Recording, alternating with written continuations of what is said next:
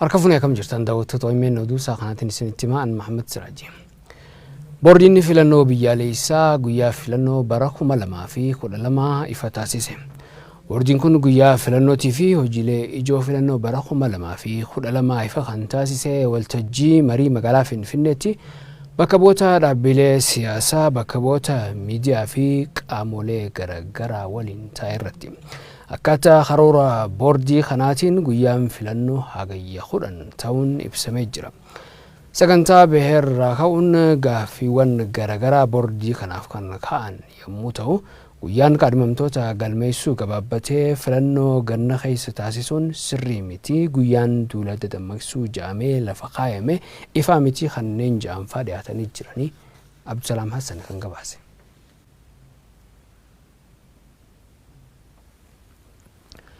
Weerarri daangaa lubbuu nama keenyaa kan itti dhabaa jirruu fi qabeenya keenyaa beeyladaa hedduus itti dhabnee jiran.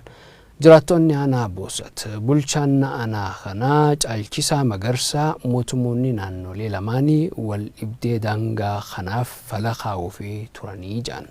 Yoom akka dhumu garuu wanti beekamu hin jiru jedhanii Abrahaam Birruu dabalata qaba.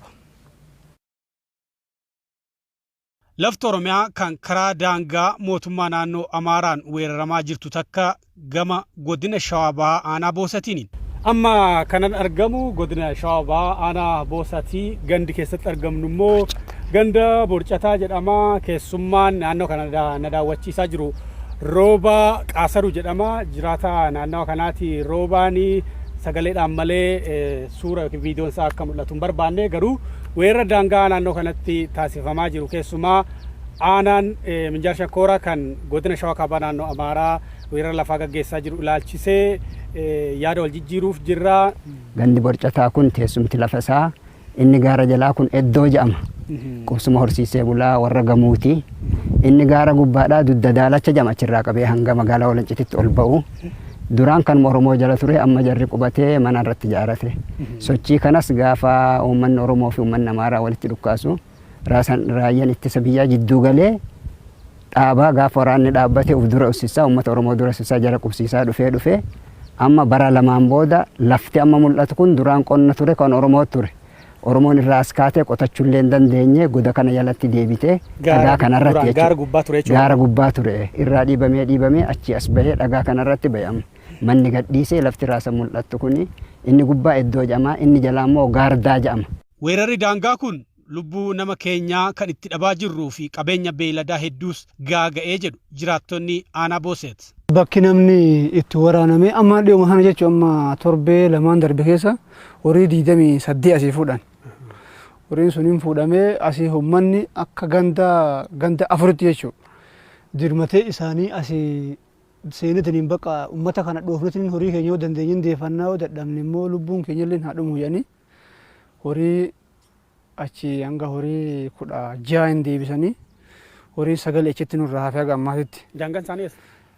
Daangaan isaanii maal daangaa jarri asiin qabdu daangaan isaanii Malkajiloo jedhanii amma garuu kana humnaan fudhattee achirraa deemtee immoo kanallee amma lafa qonnaa godhatuuf as yaalii godhaa jirti isaan gama ofiitiif. Uummanni keenyallee kennaa jaa jiran.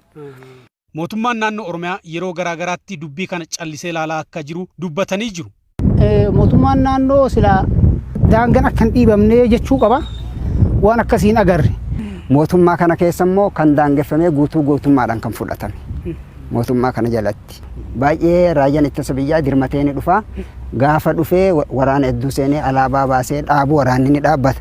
Uummanni Oromoo ajaja isaanii fudhatee dhaabbata. Uummata Oromoo gara mana keessanii qeetti deebi'aa jiru jara fidanii bakka qawween itti dhukkaate san qubsiisu. Mootummaan naannoo weerara lafaa kana akka nurraa dhaabsisu lubbuu keenyas akka baraaru jechuu gaafatanii jiru. Hawaasni aanaa Booset OMN dubbise. Mootummaan inni jalqabaa namni tokko jiraachuudhaaf lafarra jiraachuu qabaachuu qaba. Yoo lafarra jiraatu hin qabaatin bakkeen inni hirkatu mootummaa irrattis ba'ata. Baqanni guyyaa guyyaan baqatamu kana daangaan Oromoodha. Dabree isa isaanii nuu kennumati innumti keenya haanuu deebi'uudha. Uummanni bakka jirutti tasgabbaa'ee taa'uu danda'uudhaaf guyyaa guyyaan baqachuu kanarraa hafeetu lafa isa irratti akka dhaabbatu hin dhaama. Uummanni Oromoo naannoo sadarkaa naannoo bira talee sadarkaa federaalitti biyya bulchaa hin jiru kana yoo waraanaan bobbaanetti hin gallu yoo falli nuu kaaya. Gabaabbinumaan mootummaan osoo yaada itti nuu kenne keessattuu akka naannoo Oromiyaatti jechuudha. Oromiyaan odoo xiyyeeffannaa nuu kenne baay'ee nuti tolan akka nama naannoo hawaasa naannoo kanatti. Bulchaa naannichaa obbo Caalchisaa Magarsaa mootummoonni naannolee lamaanii wal dhibdee daangaa kanaaf fala kaa'uuf walii galanii turanii jiran yoom akka dhumu garuu wanti beekamu hin jiru jedhanii jiran obbo Caalchisaan. Kanan dura wal dhabbiin uummanni daangaa isaa irra jiru wallabaa rakkoon adda addaatiitu ture. Saamichi walajjeechaan ture, saamichi horiis ture. Keessumattuu rakkoon namni walajjeessu kun akka inni hafu. Saamichi horii kunillee akka hafu wajjin marii bal'aa gaggeessaa turre. Erga amma marii san geggeessine amma waa'ee daangaa isaa irratti namni walajjeesuun wal dhabuun wal rukutuun kun dhaabbatee jira. Gara waggaa tokko guutee jira. Haa ta'uuti immoo dhimmi daangaa akka inni fooyya'u dhimmi daangaa yaa'u aanadhaanii fi sadarkaa gandaatitti hin dhumatu. Eenyutti xumuruu danda'a? Mootummaa naannoo Oromiyaati kan xumuru. Mootummaa naannoo Oromiyaa fi mootummaa naannoo Amaaraa. Mootummaa wal lamaan maalitti jiru quba qabduu reesin? Jechuun marii isaanii keessatti illee argamnee saranii waliigaluu isaanii beekna. Waliigalanii yeroo gabaabaa keessatti hin xumurraa kan jiru kana ejjennoon kan qabatame jechuudha. Yeroon kun yoom jechuudha? Yeroon kana eegaa jirra kan amma yeroo gabaabaa keessatti jechuun amma yeroo amma keessa jiru kana keessatti hin xumurame illee yaadna. Okay, amma guyyaan isaa beekamuu hin danda'a obbo Caalchisa. Guyyaa isaa guyyaa kana jedhamee kan taa'ee jiru.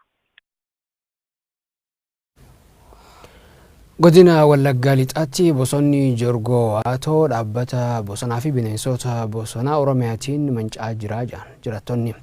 Dhaabbanni kun gama isaatiin mukkeen dullooman mureetiin haaraan bakka buusaa jira. Taganyee daaqaa guutuu isaa isinitti hima. Bosonni Jorgoo Waatoo lafa hektaara 9,848 haguugee kan jiru yeroo ta'u kanneen keessaa hektaarri 6,567 bosona uumamaati.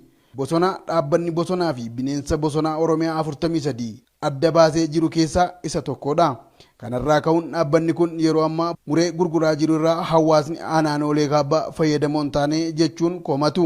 Hawaasni kun waan kanatti fayyadameera gaafa nu jennu baay'ee isaa hin fayyadamin jennu.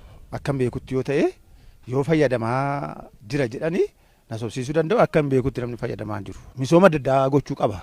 Bosona sanarraa galiin galu naannoo kanaaf bu'aadha. Bu'aa tokko tokko gochuu qaba. Uummati kun bosona kan akka inni hin muramne dhibbayyuu ugguree ture. Waliigaltee wayii konsasii wayii uumanii hawaasa gandichaa bakka gaggeessitoota bu'uuraa warra jedhamanii fi kaabinoota aanaa irra jiran kana waamanii waliigaltee wayii uumanii akka leenjii wayii kennaniiti bosona kana yookaan immoo muka kana gudeelcha kana fe'uutti fufanii jechuudha. Akka keenyatti yoo ilaalle bosonni keenya muramurraan kan hafe muramee iddoo gara biraatti geeffamurraan kan hafe sadarkaan irra ga'u nama wal'aachisa. Uummatni naannoo sanarra jiraatu baay'ee faayidaa argachaa eegaa kan turedha. Gama biroonis dhaabbanni kun bosona kana ciraa jira malee biqilaa biroon bakka buusaan jiru kunuunsi bosona hafaniif taasifamaa jirullee laafaa ta'uudhaa jedhu jiraattota gidduudhaa kanneen Oromiyaa Miidiyaa Neetwoorkiif yaada isaanii kennan. Oromoon gaafa muka muru maal muraa? Goophoo keessaa mura. Qajeelaan muru. Qajeelaan immoo bishaatee gaafa ga'u immoo isa qajeelaa muruudhaaf barbaade sana maal godhaa? Safaraa iddoo isaa buusee utuu isatti hin bu'in jechuudha. Iddan ol bahee iddoo isaa ga'uudhaaf ka'eetiyyuu mura malee muree safaraa hin balleessu. Muka iddoon irraa cirames achi baasanis gaafa gartanii waan isaan ripileesimentii geggeessan hin jiran. Sila gaafa kaasaa deemanii riyaabiteet gochaa deemus irra ture. Battaluma sanaan geggeeffamaa deemus irra jira. Akkuma ilaaltani muka sirraa quncee keera muka sirratti hafuu xiqqaate kosarruudhaa fi shirabsa warra jennu warra gaggabaaboo meetira 7 gadi isaan immoo mukan jedhama isaan irratti hafaa jira jechuudha. Keessattuu yeroo ammaa kana yeroo haalli qilleensa naannoo keenyatti yaaddisaa ta'e biyya kana keessatti haalli qilleensa jeeqame biyya jeeqaadhu kana keessatti an akka nama dhuunfaattis hawaasi kominni qabu itunurraa dhaabate kan jedhu iyyuu qaba jechuudha. Hin barbaanu faayidaan isaanii nutti haafuu kan jedhu qabu. Muramee immoo biqilaa hin dhaabbatu taanaan immoo rakkoo qaba. Jijjiirama qilleensaa isa hamaa fida. Ammayyuu jijjiirama qilleensaa addana jiru kun badaa akka duraa miti qilleensi isa duraarra bulluqaadha. Warri dhimma kanaaf kaa'amanii dhimma kana hordofanis jiru. Isaanis achiin fuudhan. Isaanis jarma sana duukaa lullaanii warra gurguratu duukaa faayidaa adda addaa qabu ta'e waan isaan beeku irraa kan hafe bosonni kun yoo bade nu miidhamoo nu miidhu qilleensi keenya hin badamoo hin badu wanti jedhu eenyuun ture isaaniin ture malee bosonni dhumaa jira bakka bu'aan jiru. Qottoormaan falatanii moo akka sarara isaan gurguraa jiranii biddi gosa sadiitti jechuudha. Qottoon falataniiti gurguru akkuma isaa kan lookaalii qottoon falataniiti uummatatti qoraanii xaxiriitti irra deemsanii gurguraa jiru jechuudha. Kana keenyatti argaa jira. Carraa hojii gaateesii hawaasa aanaa keenyaaf uumee irraa fayyadamoo taawaan hin jirreef mootummaan dhimma kanarratti xiyyeeffachuu akka qabullee gaafatanii jiru. keessumattuu immoo jidhabaa naannoo keenyaatiin wal qabatee faayidaa bosonni kun kennuu malee gaaffiin hawaasa keenyaa bal'aata irra jira. Komii hawaasaa kana qabannee itti gaafatamaa dhaabbata bosonaa fi bineensa bosonaa damee Wallaggaatti waajjira diistiriiktii Wallagga Lixaa kan ta'an obbo Addaamuu Baayyuu gaafanneef akkas jedhu. Bosonni umrii waggaa hedduu keessumaa egzootik warri jedhaman jiru warri biyya alaarraa galanii. Sirnoota darban keessa warri dhaabbate kun umurii waggaa 25 hanga waggaa 28 ol yoo darban akkuma alli namaa dhalatee guddatee du'u muktis umurii akkasii qaba jechuudha. Kan immoo bifa saansawaa ta'een hojiitti hiikuuf yoo baanne hin bada jechuudha jigee umuriin isaarra darbee waan ta'eef kunaafi hin gurgurama akkaataa caalbaasii dhaabbanni keenya akkaataa qajeelfaman hojichaatiin baasee gurguramee fayyadamummaan uummataa parsantiin 5 qooda hawaasaa jedhamee muddee bara 2010 irraa kaasee parsantiin 5 qooda hawaasaa akkaawunti nambarii hawaasni naannoo bosonaa jiraatu banate sanarratti qonna hawaasaan sun wanta gurguramurraa parsantiin 5 isaaniif hin qoodamaa jechuudha isaaniif hin gala. Akka harvest irraa goonee amma yoo waqxanii ilaaltanitti amma 2005 asitti biqiloonni dhaabatan argitu karaa irratti yoo kunuunsa irratti rakkoo qabaachuu danda'a yoo ta'e malee baay'ee argitaniitu nuti deebisnee bakka buusna harvestii goonee bakka hatattamaan yoo sana gochuu baanne uummanni lammaffaa jechuun hin dhaabu. Kunoo ciranii warra balleessan akkas nuun jedha. Kanaaf nuti kan eegganna jechuudha.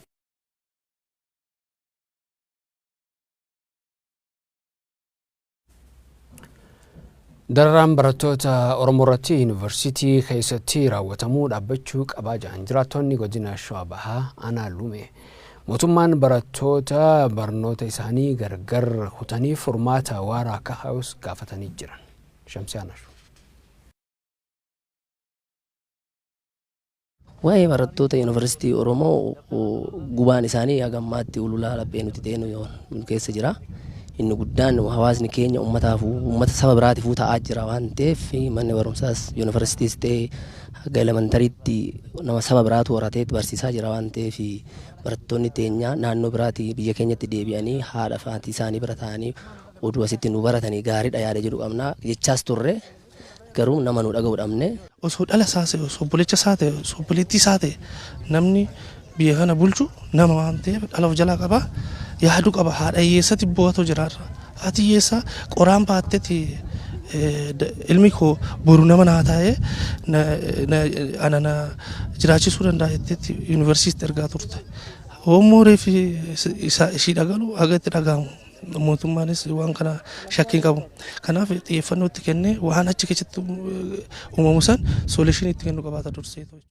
Kana laalchisee ani kanaaf sila abbaan waan kana furmaata kennuu danda'u qaama biyya bulchu. Maaliif qaama biyya bulchu yeroo ammaa kanatti gaa Oromootu Oromiyaa miti Itoophiyaa bulchaa jira jaameeti kan haasa'amuutti jiru.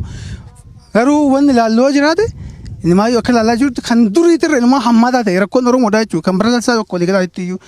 Kanaaf kana furmaata kennuu fi kan danda'u silaa qaama san ture yoo ta'uudhaan malee nama dhiba. Barachuu miti namni atuu rukutamuu atuu ajjeefamuu atuu maal ta'uu kanatti deemuunis baay'ee rakkisaadha. Barattoonni Oromoo naannoo Amaaraa jiran baay'ee dararamaa jiru. Kanaaf akka kiyyatti mootummaan wanta kana dhaabsise. Tarii guyyaa guyyaadhaan dhumaatii isaanii dhagaa jirras argaa jirras reef guyyaa guyyaan nutti galaa jira maaloo jennee dhibee rakkoo isaaniif fedhe sababa isaanii baruuf arguus hin dandeenye. Waan na ajaa'ibu keessa ijoolleen teenya waldiyaa yuunivarsiitii irratti yoo du'an sanuu barattoota osoo hin taane humna poolisii naannoo saniitiin tumamanii yoo du'an haa ta'u malee Dambidolloo irratti ijoolleen akka saatama jedhanii miidiyaaleen adda addaa kan isaanii yoo akkasitti tamsaasaa turan baay'ee na gaddisiisas suni lubbuu biraa qaba kun immoo lubbuun isaan baane hin butame jedhamee deebi'ee jira garuu inni sun baay'ee nama gaddisiisa waan ta'eef mootummaanis immoo ciisee jira iddoo sanitti. Dhiibbani karaa godhamuu ni qabuun yoo dhugumaan warri biyya bulchu kunis Oromoodhaaf kan yaadan ta'e waan kana itti yaadanii gara Oromiyaatitti karaa isaan ittiin galanii ta'u yuunivarsiitiiwwan Oromiyaa keessa jiranitti barachuu danda'utti mijeessuu akka qabanidha kan ani jechuu barbaadu. Kanaaf immoo dhaamsin ani mootummaa dabarsu barataan Oromoodha naannuma Oromootitti barachuu qabaadha. Kanaaf immoo isaan nu qoqqoodaa jiru nuti isaan hin qoodne kanaaf immoo bakka lubbuu keenya baasaa jirrutti ajjeechan ardhas borus numatti cimaa deemaa jira. Kana immoo mootummaan akkamiin akka ilaalaa jiru naaf hin galle mootummaan odoo sirriitti nu ilaalee kana duuti kun nurraa haa dhaabbatu jedha.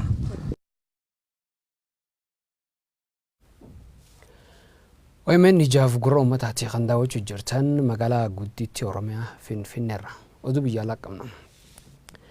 Naannoo gaafa Afrikaa, Soomaaliyaa, Keenyaa fi Itoophiyaatti weerarri awwaannisaa biqiltuu lafa heektaara 100,000 fi 75,000 irraa mancaasuu dhaabbanni nyaata addunyaa beeksise.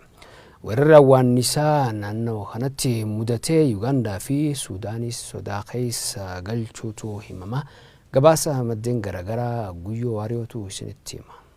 There is an outbreak of locusts in Ethiopia which is getting worse and could spread to neighboring Kenya. Biyyoonni gaafa Afrikaa sadii jechuun Itoophiyaa, Soomaaliyaa fi Keenyaan duula awwaannisa jabaa weeraramu Afrikaan News gabaas. Miseensi 500,000 hanga miliyoona tokko lammachuun godaana torban tokko keessatti Afrikaa ka Ingiliiz faallee qubachuu danda'a ka jedhan bineensi huruuphataan awwaannisi jedhan kun guyyaa tulfaatin qaamisa dacha jaawol biqiltoota soorachuu waan danda'uuf qonna biqiltootaaf jiruuf jireenya uummata irra dhiibba guddaa geessisu dubbata. Weerara awwaannisa ka Keenya, Soomaaliyaa fi Itoophiyaa bala buusuu jira kanaan dhaabbati nyaata addunyaa yookaan World Food Program waggoota 25 dabran keessa waan akkana takka argeen dhageeni jechuun bineensi kun nima lammaan tan godhuu jiruun guyyaa kiiloomeetira 130 balaluu irraa kakaimarraaf midhaan diqqoo qaban nyaate fixuu uummata kan beelaaf saaxiluu danda'a jedhe. Duula awwaannisa qaba Itoophiyaatiif kaab Soomaaliyaan mul'achuun biyyoota ollaa kanneen akka Ugaandaa fi Suudaan faalle sodaachisuu jira kanaan torbe dabra kan keessa illee xuyyoorri Itoophiyaa Booyingiiti 363 Jibuuti irra ka'uun dirree dhawaatti malatu Rooma awwaannisa kanaan halkaniif guyyaa wallaaluun dirree dhawaa yaaliin qubachuuf gollan waan hin malkaa'iniif Finfinnee deebi'uu yeroo ibsu gabaas. Soomaaliyaa bineensi kun oomisha keenyaate fixe beelaan nu saaxiluuf jira jechuun mootummaatti matka dhiyeessi qonnaan bultooti Soomaaliyaa rabbiif jedhaan irra dhaaba jechuun dhaabbilee addunyaatti yaamichi yoo dhiyeessitu.